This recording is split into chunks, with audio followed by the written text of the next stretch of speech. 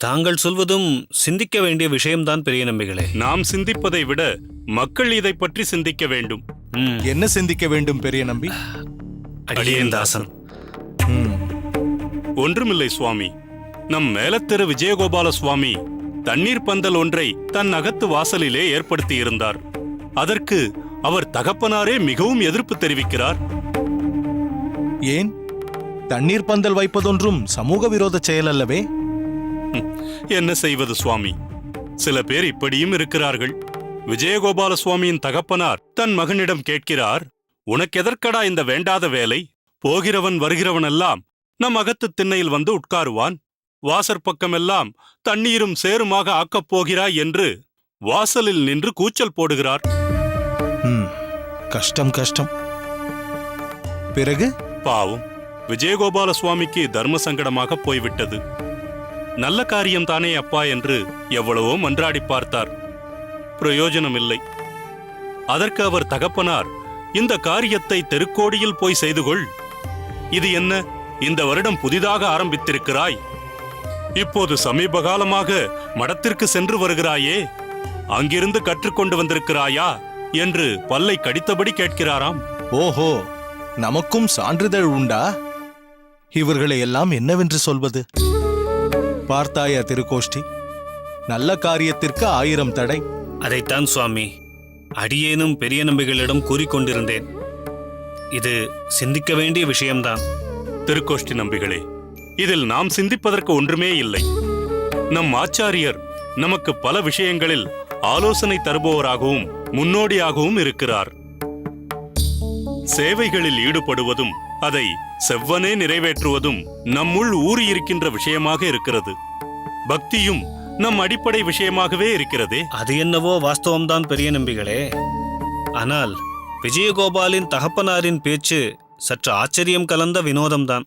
திருக்கோஷ்டி நம்பி, நீங்கள் இருவருமே ஒரு விஷயத்தை மனதில் நிறுத்திக் கொள்ள வேண்டும். பொதுநலச் சேவை என்பது நம் மனதில் சரியான முறையில் ஊன்றப்பட வேண்டிய ஒரு விஷயம். பழிகளைக் கண்டு அஞ்சாமல், பாவ புண்ணிய பலன்களை கருத்தில் கொள்ளாமல் நற்காரியங்களை ஆற்றுவது நம் கடமை என்று சேவை செய்வதுதான் இப்பிறப்பிற்கும் இவ்வுடலை பெற்றதற்கும் உண்மையான பலன், பயன் எல்லாம். ஆனால் பல பேருக்கு, அடடா பக்தி சேவையா, அவ்வளவுதான், குடும்பப் பற்றே போய்விடும், எதிலுமே நாட்டம் இருக்காது. மொத்தத்தில் இப்படி பக்தி சேவை செய்பவன் நிச்சயம் அனைத்தையும் துறந்து விடுவான், சந்நியாசியாக போய்விடுவான் என்ற உணர்வு இருக்கிறது. எனவே அவர்களும் பக்தி சேவையிலிருந்து விலகி தம்மைச் சேர்ந்தவர்களையும் அதிலிருந்து விலக்கி தூர அழைத்துச் செல்ல சித்தமாக இருக்கிறார்கள். இது போன்ற நிலைப்பாடு பலதரப்பட்ட சமூகத்திலும் இருக்கிறது என்பதை மறுப்பதற்கில்லை சுவாமி. நல்ல வேளை, எங்கள் குடும்பங்களில் அது போன்ற தடைகள் இல்லை. சத்சங்கத்தின் மகத்துவத்தாலும் இருக்கலாம் அல்லவா? ஆனால் சத்சங்கத்தின் சாரமான பலன் பலருக்கு புரிவதில்லையே. தப்பான அபிப்பிராயம் அல்லவா இருக்கிறது? அப்படிப்பட்டவர்களை எதிர்கொள்ளும் சாமர்த்தியமும் சாதுரியமாக அவர்களை திருத்தி பணிகொள்ளும் பக்குவமும் நமக்கு இருக்க வேண்டும். இக்கட்டான சூழ்நிலை ஏற்படும் தருணமோ அல்லது சந்தர்ப்பமோ எப்போது வந்தாலும் அதை சமாளிக்கும் திறமை மிக முக்கியம். பாருங்கள், மகன் சமுதாய பணிகளில் ஆர்வம் காட்டுகிறான், தகப்பனாரோ அதற்கு தடை போடுகிறார். ஒரே குடும்பத்தைச் சேர்ந்த இருவருக்கு இருவிதமான எண்ணப்பாடுகள். இதை என்னவென்று சொல்வது? பக்தி சேவையின் உண்மையான பலன் பலருக்கு புரியவில்லை என்றுதானே அர்த்தம். மாரநேர் நம்பி. சுவாமி, அடியேன் தாசன். எங்கு செல்கிறாய்? பின்கட்டு கிணற்றில் தண்ணீர் எடுக்க செல்கிறேன் சுவாமி. அப்படியா? நீ முதலில் ஒரு உபகாரம் செய்ய வேண்டுமே. சொல்லுங்கள் சுவாமி. நம் கோசாலை குப்பன் அந்த தேர்முட்டியில் உட்கார்ந்திருப்பான். அவனை அடியேன் அழைத்ததாக சொல்லி அழைத்துக் கொண்டு வா. பிறகு கிணற்றில் ஜலம் எடுத்துக் கொள்ளலாம். உத்தரவு சுவாமி.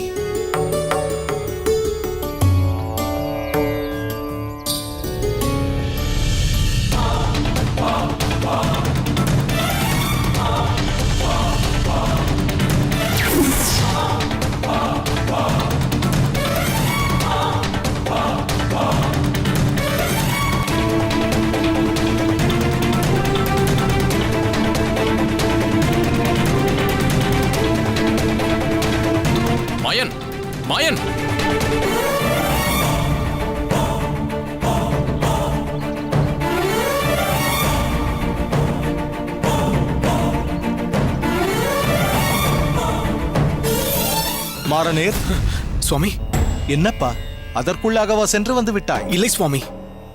அது அடியேன் சற்று நேரம் கழித்து சென்று வருகிறேன். ஏன்? இப்போது வெயில் கொஞ்சம் அதிகமாக இருக்கிறது. சற்று நேரம் பொறுத்து சென்று வருகிறேன் சுவாமி. சரி, நீ சென்று உன் வேலையை கவனி. ஆகட்டும் சுவாமி.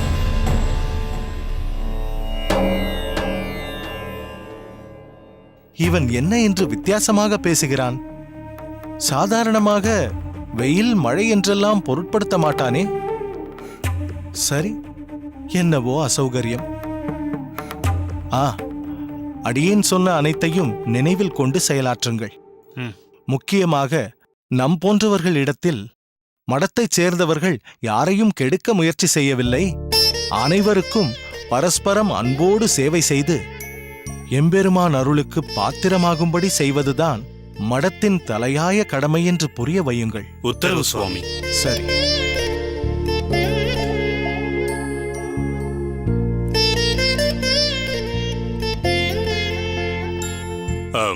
திருக்கோஷ்டி நம்பிகளே, நீங்களும் அடியேனோடு அகத்திற்கு வர வேண்டும். இம்முறை எதுவும் காரணம் கூறக்கூடாது. சரி, மறுக்கவில்லை. அடியேனும் உம்மோடே வருகிறேன். மிக்க சந்தோஷம். வாருங்கள்.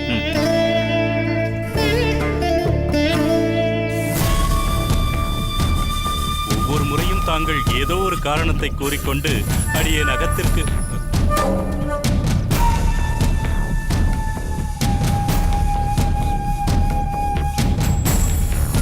யாரப்பா நீ? உனக்கு என்ன வேண்டும்? சொல்லப்பா, யாரை தேடி இங்கு வந்திருக்கிறாய்? மாயன். மாயன் இருக்கானா? மாயனா? எந்த மாயன்? இல்லை, மாறனேர். மாறனேர் நம்பி.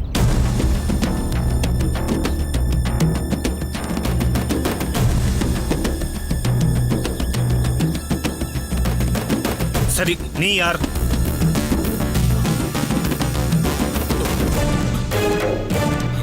ஹே ஹே ஹே, இறப்பா.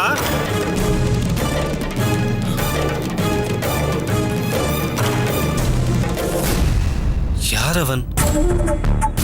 நாம் விசாரித்தும் பதில் சொல்லாமல் போய்கொண்டே இருக்கிறானே.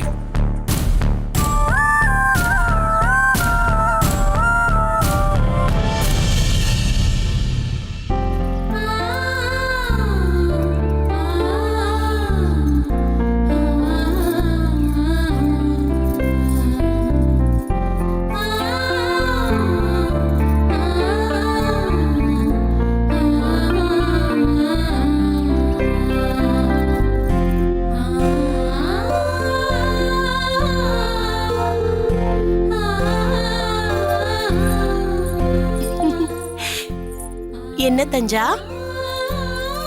அத்தை, ராமானுஜன் திருப்புட்குழியிலிருந்து இன்று வரும் நாள் என்றவுடன் கோலமெல்லாம் வெகுவாக ஜொலிக்கிறதே. பிறகு அவர் வரும்போது நம் மகம் அவரை வரவேற்க வேண்டாமா? அதற்காகத்தான் இந்த கோலம்.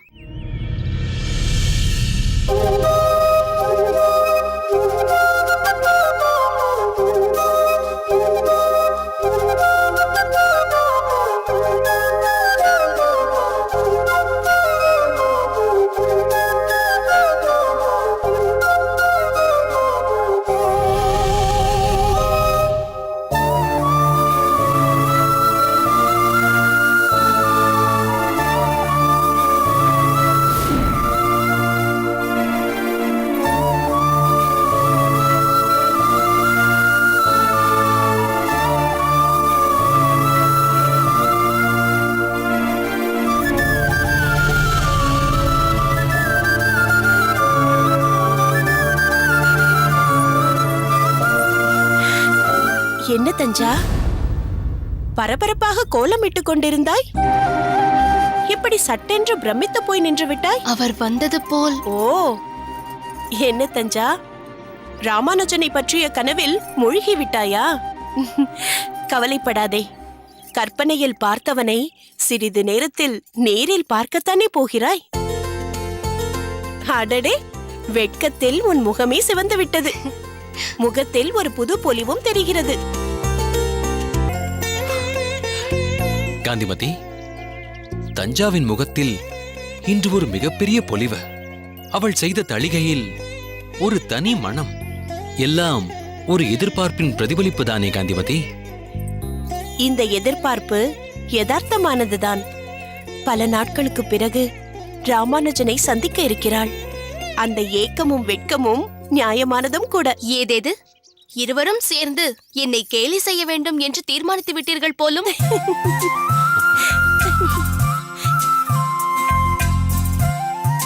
என்ன குடும்ப சமேதமாக வாசலில் நின்று பேசிக் கொண்டிருக்கிறீர்கள்? என்ன சுவாமிகளே, அதிசயமாக சொல்லாமல் கொள்ளாமல் திடீரென. அவர் என்று தகவல் தெரிவித்து வந்திருக்கிறார்? இன்று தெரிவித்து விட்டு வர? ஆச்சாரியரை காண வந்தேன். செல்லும் முன் உங்களையும் சந்தித்துவிட்டு செல்லலாம் என்று வந்தேன். அதுவும் சரி. அங்கு எல்லோரும் நலம்தானே? எங்கு? ஸ்ரீரங்கத்தை பற்றி கேட்கிறீர்களா, இல்லை திருமலையை பற்றி வினவுகிறீர்களா? இரண்டையும் பற்றிதான் வினவுகிறேன். பெருமாள் அனுகிரகத்தில் எல்லோரும் சகல சௌபாக்கியத்துடன் சீராக இருக்கிறார்கள். அனுதினமும் ஆகாச கங்கையிலிருந்து தீர்த்தமெடுத்து திருமலைக்கு செல்வதே அடியேன் செய்த பாக்கியம் என்றே கருதுகிறேன். ஸ்ரீரங்கத்தில் ஆச்சாரியரை தரிசித்த அடியேன் அங்கிருந்து காஞ்சிபுரம் சென்றேன். இப்பொழுது அங்கிருந்துதான் வருகிறேன். திருக்கச்சி நம்பியையும் ராமானுஜனையும் சந்தித்தேன். அப்படியா? மிக்க மகிழ்ச்சி. ஆமாம், ராமானுஜன் எப்படி இருக்கிறான்? மிகவும் சந்தோஷமாக இருக்கிறான். வெகு நேரம் இருவரும் அளவலாவினோம். நீங்கள் இங்கு வருவது அவனுக்கு தெரியுமா? நன்றாக தெரியுமே.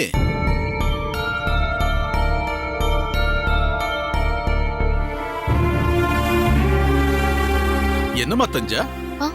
எப்படி இருக்கிறாய்? நலமாக இருக்கிறேன். என்னம்மா குரல் அடியேனை நோக்கி இருந்தாலும் விழிகள் வெளிப்புறத்தை நோக்கிக் கொண்டே இருக்கிறது. யாரையாவது எதிர்பார்த்துக் கொண்டிருக்கிறாயா? ஆமாம், அவர் இன்று வர இருக்கிறார். யார்? வேறு யார் அண்ணா? இன்று ராமானுஜன் வர இருக்கிறான். அதுதான் காலையிலிருந்தே இருப்பு கொள்ளாமல் தவித்துக் கொண்டிருக்கிறாள். அவனை வரவேற்க கோலம் என்ன, மாவிலை தோரணம் என்ன என்று பரபரப்பாகவும் எதிர்பார்ப்புடனும் காத்துக் கொண்டிருக்கிறாள். என்ன, ராமானுஜன் இன்று வருவதாக சொன்னானா? ஆம். ஏன் சந்தேகத்துடன் கேட்கிறீர்கள்? நீங்கள் இங்கு வருவது அவனுக்கு தெரிந்திருந்தால் அவனும் உங்களுடன் வந்திருக்கலாமே. ஏன் தனியாக வர வேண்டும்? ராமானுஜன் இன்று இங்கு வரும் எண்ணத்தில் இருப்பதாக தெரியவில்லையே காந்திமதி. என்னண்ணா சொல்கிறீர்கள்? வாரத்தில் 2 நாட்கள் இங்கு வருவதாக உத்தரவாதம் அளித்ததினால்தான் அவனை இங்கிருந்து செல்ல அனுமதித்தேன். இந்த பெண்ணும் அவனுக்காக வழிமேல் விழி வைத்து காத்திருக்கிறாள். வாஸ்தவம்தான். ஆனால் அங்கு அவன் மாணவனாக சென்றிருக்கிறான், கிரகஸ்தனாக அல்ல. பல பொறுப்புகள் உள்ளன. கடினமான உழைப்பும் தேவைப்படுகிறது. மயூரவண்ணனிடம் இருந்தது போல் இல்லை இப்பொழுது. அடுத்த வாரம் வருவதாக தெரிவிக்க சொன்னான்.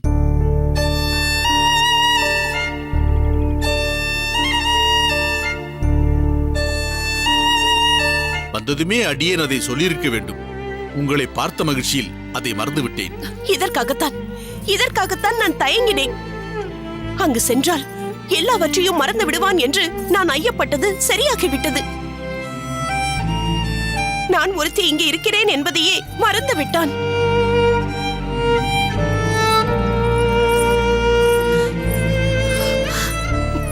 பார்த்தீர்களா அண்ணா, அவள் எவ்வளவு ஏமாற்றத்துடன் போகிறாள். நான் பெற்றவள். பெற்ற மனம் பித்து, பிள்ளை மனம் கல்லு என்று சொல்வார்கள். ஆனால் தஞ்சாவோ அக்னி சாட்சியாக அவன் கையை பிடித்தவள். 7 அடி எடுத்து வைத்த போது உறுதிமொழி கொடுத்திருக்கிறான். இருவரும் சேர்ந்தே இருப்போம், சேர்ந்தே உண்போம், சேர்ந்தே செயல்படுவோம் என்றெல்லாம். இப்பொழுது அனைத்தும் மறந்து விட்டதா அவனுக்கு? என்னை விட ஏமாற்றமும் வருத்தமும் அவளுக்குத்தான் அதிகம். ராமானுஜன் வரப்போகிறான் என்று ஆவலுடனும் கனவுகளுடனும் கற்பனையிலும் மிதந்து கொண்டிருந்தாள். அவளுடைய ஆசையை நிராசையாக்குவது எந்த விதத்தில் நியாயம்? கடமையும் பொறுப்பும் அங்கு மட்டும் தானா? அவனுக்காக இங்கு ஒருத்தி ஏங்கிக் கொண்டிருக்கிறாள் என்ற பிரக்ஞையே அவனுக்கு இல்லையா? அந்த குழந்தையின் வாடிய முகத்தை, அதில் இருக்கும் வருத்தத்தை, ஏக்கத்தை பார்த்தீர்களா?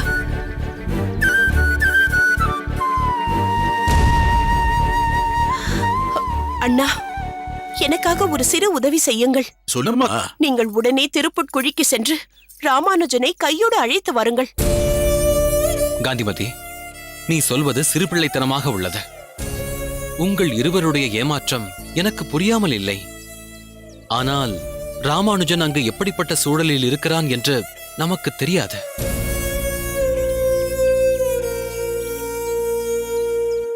ஒருவேளை ஆச்சாரியார் அவனுக்கு ஏதாவது பணிகள் கொடுத்திருக்கலாம். அதை முடிக்க வேண்டிய கட்டாயத்திலும் அவன் இருக்கலாம். இங்கிருந்தபடியே அபாண்டமாக அவனை குறை கூறுவது சரியாகாது. ராமானுஜன் சிறு பிள்ளை அல்ல. இங்குள்ள பொறுப்பும் அவன் அறிவான்.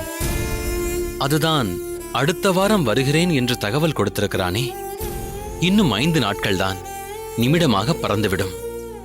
அதை புரிந்து கொள்வதுதான் சாலச் சிறந்தது. அதற்கில்லை. இதை பற்றி மேலும் விவாதிக்க வேண்டாம். உன் அண்ணன் வந்திருக்கிறார். தஞ்சா செய்த அருமையான தளிகையை இவரும் சுவைக்கட்டும்.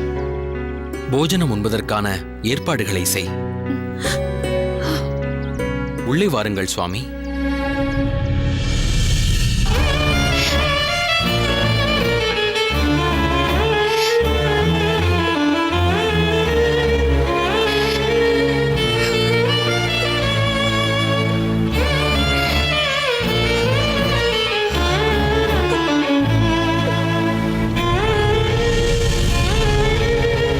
அமுதா மாமியின் காது தோடு கீழே எங்கோ விழுந்து விட்டது. தோடு என்றாலே காதில் போட்டுக் கொள்வதுதான். இதில் என்ன காது தோடு வேண்டி இருக்கிறது?